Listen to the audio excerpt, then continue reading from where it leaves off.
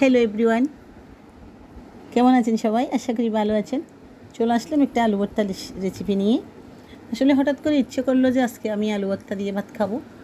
তো মেয়েও বললো, মা আজকে একটু আলু ভর্তা করেন। তো আমি আচ্ছা ঠিক আছে করলাম। তো প্রথমে আমি আলুগুলো সিদ্ধ করে ছিলে হাতে কষলায় রেখেছি। আমি এখানে শুকনো মরিচ সরিষার তেলে প্রথমে ভেজে নিয়েছি, আর সরিষার তেলগুলো ভাজা তেলগুলো আমি আলু ভর্তার মধ্যে ঢেলে দিয়েছি। ঢেলে আমি লবণ আর সরিষার তেলগুলো প্রথমে আলু চটকে মেখে নিয়েছি। আর এখন অল্প করে একটু কাঁচা সরিষার তেল দিচ্ছি, অল্প করেই দেব, কারণ হচ্ছে আমি ওখানে ভাজা তেলগুলোও দিয়েছি। তো এদিক থেকে যদি বেশি তেল দিই তাহলে হচ্ছে তেলগুলো বেশি হয়ে যাবে আর একটা চিটচিটে ভাব চলে আসবে, যে চিটচিটে গন্ধ মানে তেলের, ওটা আসলে ভর্তার মধ্যে হলে তেমন একটা টেস্ট হয় না। তো আজকে আমি ভর্তার মধ্যে পেঁয়াজ ব্যবহার করি নেই, কারণ আজকের ভর্তাটা হচ্ছে আমার আজকে নিরামিষ খাবো।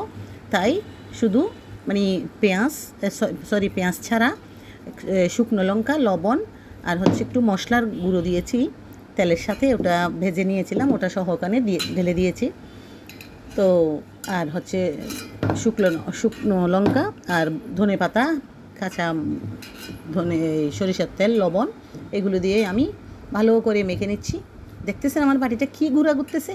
আসলে কী করব বন্ধুরা, আমি আসলে বাম হাতে ভিডিও করতেছি আর ডান হাতে আলু ভর্তা করতেছি।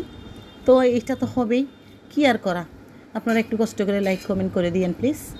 আমি আসলে অনেক কষ্ট করে বাম হাতে ভিডিও করতেছি, ডান হাতে ভর্তাটা করতেছি। দেখতেছেন আমার বাড়িটা কী নাচা নাচতেছে। এটাই আর কি। এতক্ষণ ধৈর্য ধরে আমার ভর্তা রেসিপিটা দেখার জন্য অনেক অনেক ধন্যবাদ।